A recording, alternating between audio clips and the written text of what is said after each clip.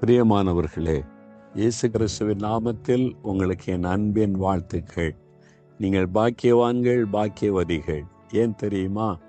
வானத்தை பூமி உண்டாக்கின சர்வ வல்லமுள்ள தேவனோடு நீங்கள் நடந்து கொண்டிருக்கிறீங்க. அவர் என்ன சொல்றார் பாருங்க, இன்னைக்கு உங்களை பார்த்து ஒரு வாக்கு கொடுக்கிறார்.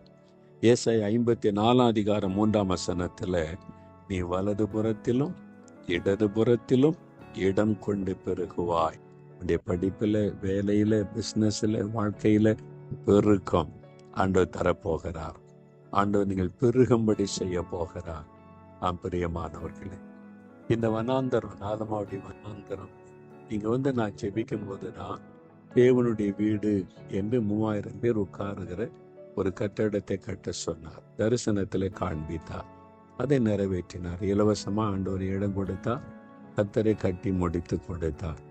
அப்போ ஆண்டவரே, இந்த தேவனுடைய வீடை கட்டி முடித்து கொடுத்தீங்களே, ஸ்தோத்திரம்னு சொல்லி இந்த வனாந்தரத்தில் அவருக்கு நன்றி சொல்லி ஜெபிக்கிறேன். ஆண்டு சொல்றாரு, நீ வலதுபுறம் இடதுபுறத்தில் மாத்திரம் அல்ல, வடக்கையும் தெற்கையும் கிழக்கையும் மேற்கையும் இடம் கொண்டு பெருகுவாய். அப்படின்னா என்ன ஆண்டவரே, என்ன காரியம் சொல்றீங்கன்னு கேட்டேன். ஆண்டு சொன்னார், இப்போ தேவனுடைய வீடு கட்டியிருக்கல்ல, உனக்கு 4 பக்கமும் எல்லைகளை விஸ்தாரமாக்கி தருவேன், பெருக பண்ணுவேன் அப்படின்னு சொன்னார். எங்களுக்கு இதுவே பெரிய விஷயம். 1/2 ஏக்கர் நிலத்தை இலவசமாக கொடுத்தீங்க, இவ்வளோ பெரிய கட்டடம் கட்டி தந்திருக்கிறீங்க, இதுவே இந்த கிராமத்தில் பெரிய விஷயம்னா ஆண்டவர் திருப்தி அடையில, பெருக பண்ணுவேன். நான் அதை சொன்னேன். கர்த்தர் இப்படி சொல்லுகிறார், வாக்கு கொடுக்கிறார்.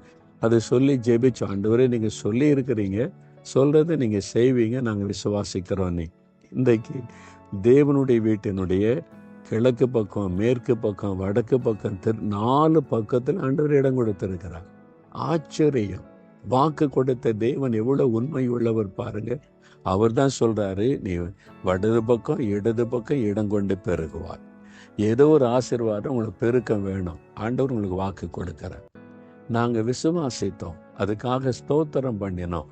அப்படியே நடந்திருக்கிறது. அவர் சொன்னபடி செய்கிறவர்.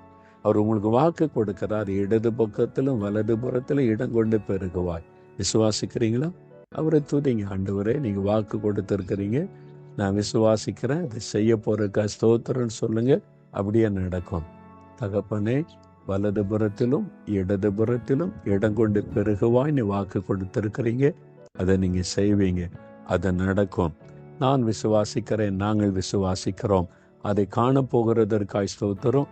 அந்த அற்புதம் நடக்க போகிறதற்காக ஸ்தோத்திரம், ஸ்தோத்திரம். இயேசுவின் நாமத்தில் ஆமேன், ஆமேன்.